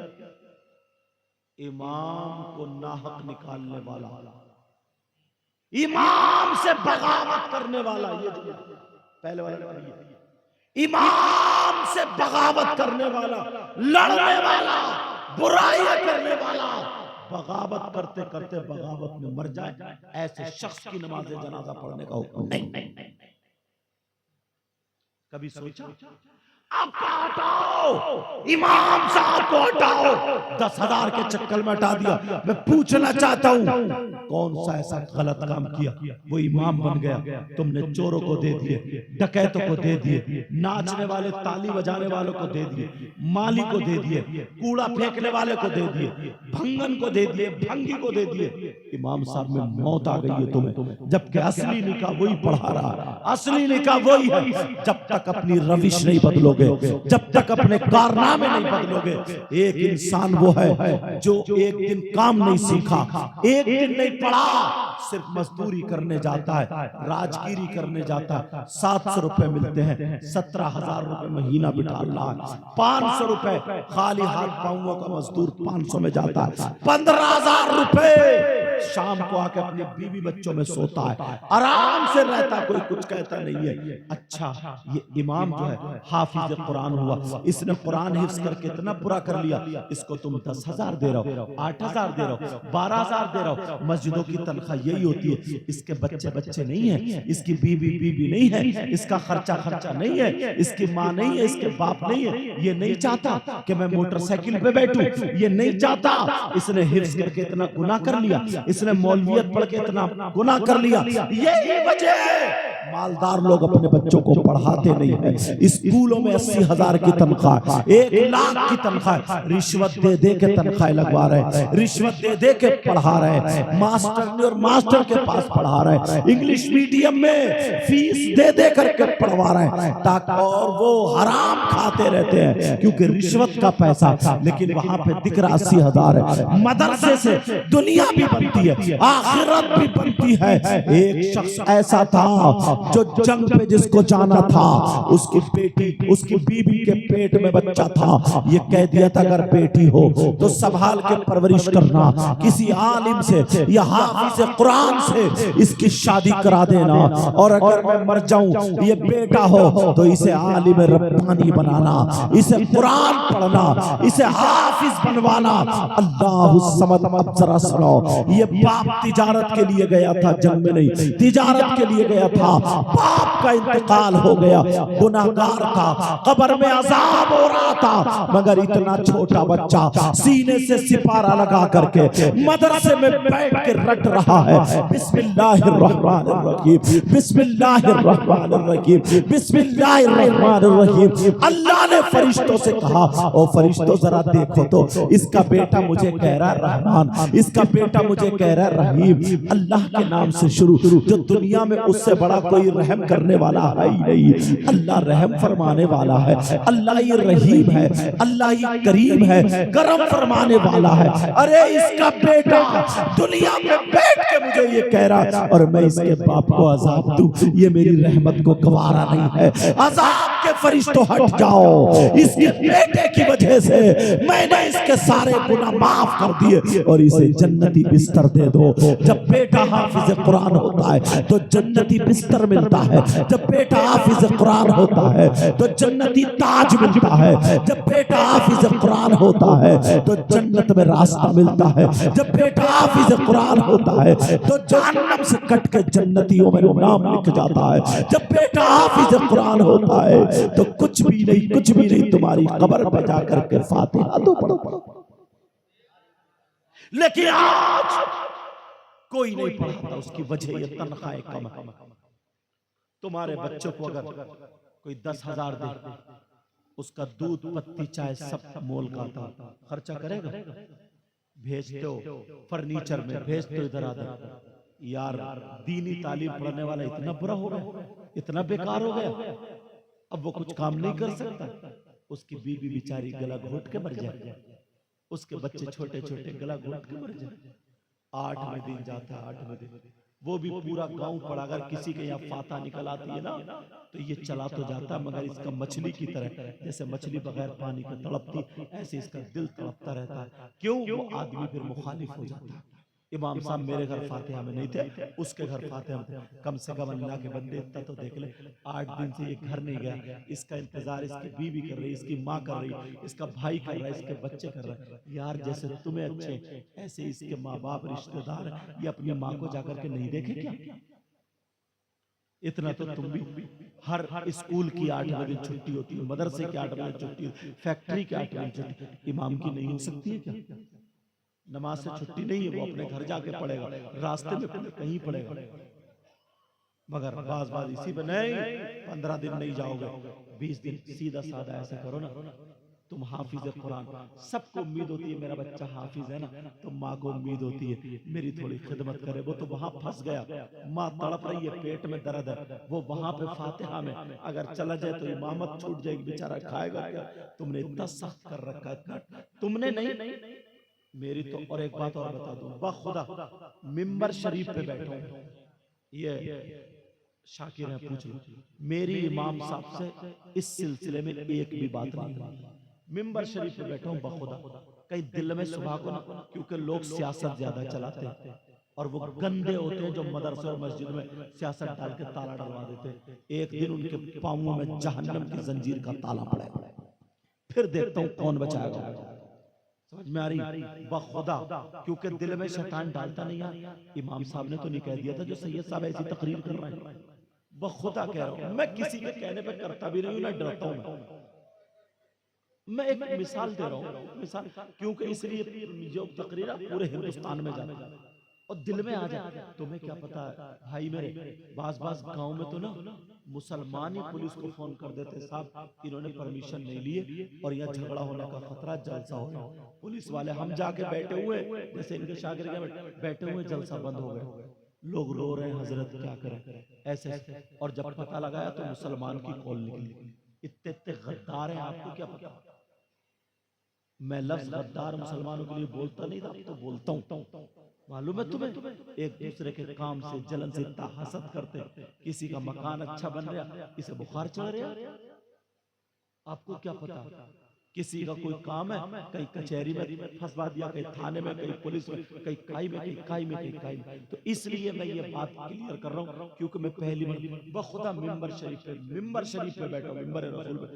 पूछो इमाम साहब से, किसी से, बिल्कुल सच बोल रहा हूँ, इनसे मेरी इस सिलसिले में कोई बात ही नहीं, ना शाकिर से मौका ही नहीं मिला। मैं तो ये तो मेहमानों को आ रहे हैं जा रहे हैं, पूछ लो किसी से, अल्लाह मुझसे जो बुलवा रहा है वो मैं बोल रहा हूँ। समझ रहे मेरी बात? लेकिन सुनो, ये बात एक लगती है, जब तक तुम मस्जिदों के इमामों की और मदरसे के मुदर्रिसीन की तनख्वाह नहीं बढ़ाओगे, तब तक दीन और इस्लाम सस्ता रहेगा, सस्ता। और सस्ती चीज नालियों में पड़ी होती है और महंगी चीज तिजोरियों में रखी होती है, तिजोरियों रखी होती नहीं रखी होती है। इसको कीमती बनाओ, इसको तरीका मैं बता देता हूँ, आसान तरीका, तुम्हें बहुत चंदा करना नहीं पड़ेगा। अगर इजाजत हो तो तरीका बता दूं, बहुत आसान तरीका। तुम्हारे यहाँ मस्जिद क्या है? एक मस्जिद 150 घर है, कम से कम 200 नमाजी होंगे। इतने तो होंगे। जुमे के दिन अगर 200 नमाजी जा रहे हैं, जुमे के दिन 200 नमाजी, सिर्फ हर नमाजी मस्जिद की गोलक में 8 दिन में सिर्फ 50 रुपए डाल, 50 रुपए तुम्हारे बच्चे खा जाते हैं। तुम पान खा जाते हो, गुटखा खा जाते हो, कोल्ड ड्रिंक पी जाते हो, चाय पी जाते हो, कोई मेहमान आता 500 रुपए उठा देते हो, नहीं उठाते। तुम्हारे बच्चे 10-10 रुपए करके 50 रुपए इशारे में बिगाड़ देते हो।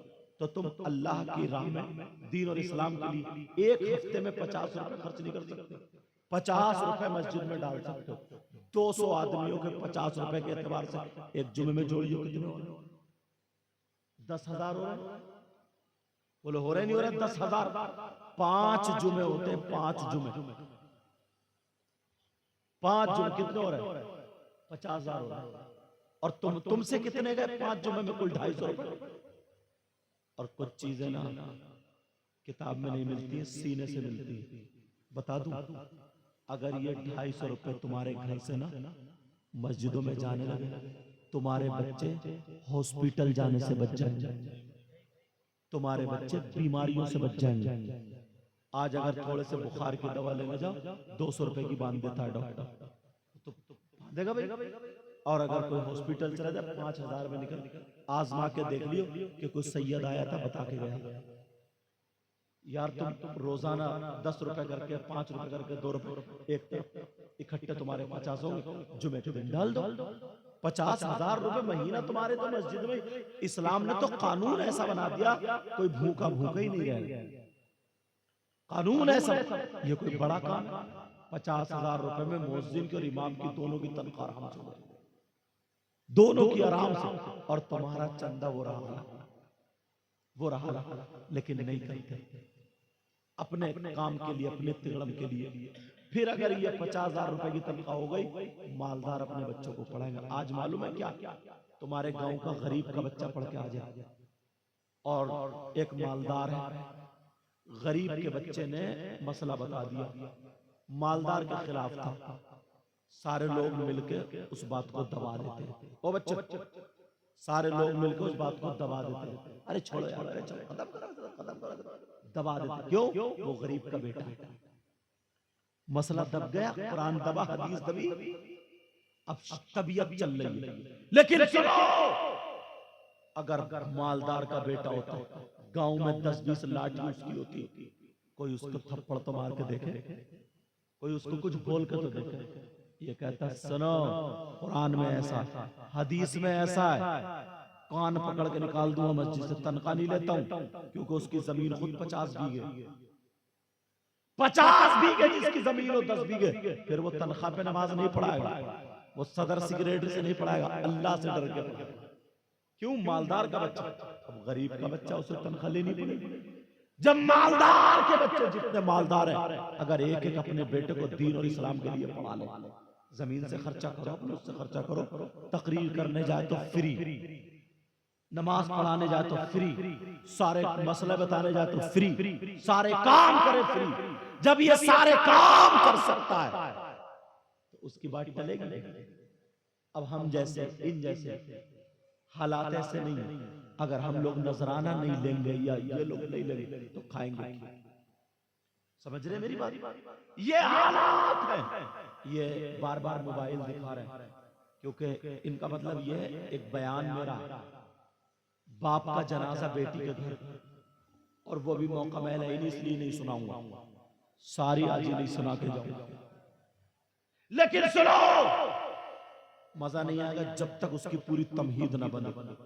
मैं तुमसे प्यारो, मेरी कुछ बातें तुम्हें कड़वी लगी होंगी, मेरी बच्ची हो या बच्चों, तुम्हें कुछ बातें ऐसी लगी होंगी कि हजरत ऐसे क्यों बोल रहा है, माफ कर देना, मैं तुम्हारा दुश्मन नहीं हूं, इस्लामी रिश्ते का तुम्हारा भाई।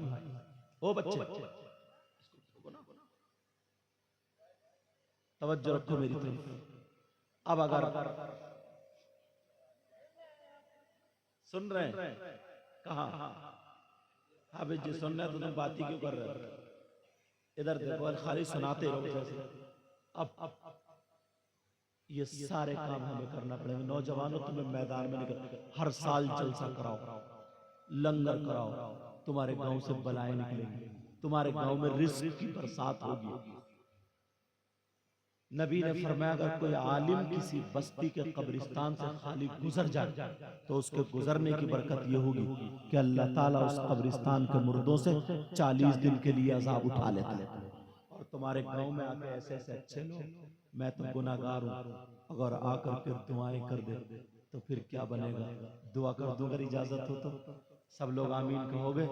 मौला परवरदिगार, ए अल्लाह इनके घरों में बरकतें अता फरमा, ए अल्लाह इनके रिस्क हलाल में वसअत अता फरमा, हराम से बचने की तौफीक दे दे। ए अल्लाह अगर बीमार हो तो शिफा दे दे, बगैर औलाद हो तो औलाद दे दे, जिनके घर में बेटे नहीं है मौला उन्हें बेटों की औलाद, बेटों की दौलत से नवाज दे। ए अल्लाह परवरदिगार आलम जिन बच्ची जवान है जिनके रिश्ते नहीं हुए, गैब से उनकी मदद फरमा करके शादी और रिश्तों का इंतजाम फरमा दे। ए अल्लाह इस प्रोग्राम के सजाने मनाने में जिन जिन भाइयों ने हिस्सा लिया उनके घरों में रहमत की बारिशें फरमा, जो मेहमान हजरात आए उनके घरों में भी बरकत अता फरमा, उलमा को अपने तरफ से गिना नसीब फरमा, जब तक दुनिया में रहे तेरी अमन व अमान में रहे मौला हम सबकी दुआओं को कबूल व मंजूर फरमा बिरहमतिका या अरहमर राहिमीन। मैंने कुरान की आयत पढ़ी थी, बिस्मिल्लाहिर्रहमानिर्रहीम, अल्लाह के नाम से शुरू जो बड़ा मेहरबान निहायत रहम वाला। इन्नल्लज़ीना आमनू, बेशक वो लोग जो ईमान लाए, व अमिलुस सालिहात और जिन्होंने अच्छे काम किए, उलाइका हुम खैरुल बरिया, यही वो लोग हैं जो अल्लाह की मखलूक में बेहतर हैं। बोले अच्छे काम करोगे, चेहरों पर दाढ़ी रखो, सर पर टोपी रखो, इतने प्यारे हो जाओ, इतने प्यारे, जिधर से गुजरो ना तुम्हें देख करके लोग कहें वाह मुसलमान ऐसा तो इनका इस्लाम कैसा होगा। आप उसमें मेल मोहब्बत रखो, दिल से हसद कीना वगैरह निकाल कर फेंक दो। हर छोटा बड़े की इज्जत करे, चाहे किसी भी बरादरी का हो, हर छोटा बड़े की इज्जत करे, अपने आलिमों की इज्जत करो, नमाजियों की इज्जत करो, हाजियों की इज्जत करो, जिधर से गुजरो सलाम करो, अस्सलाम वालेकुम, एक दूसरे की खैरियत पूछा करो, कोई बीमार हो जाए उसे देखने जाओ, अगर मदद की जरूरत पड़े तो मदद करो। ऐसा काम करोगे बोलो इंशाअल्लाह मैं दिल से दुआ करता हूँ तुम्हारे गाँव में बहारें आएंगी। इसमें जो गलती हो गई हो सबको गवाह बना करके तौबा करता हूँ। पढ़िए अस्तगफिरुल्लाह रब्बी मिन कुल्ली ज़ंबिन व अतूबु इलैह। कलमा शरीफ पढ़े ला इलाहा इल्लल्लाह मुहम्मदुर रसूलुल्लाह व मा अलैना इल्लल बलाग। अस्सलाम।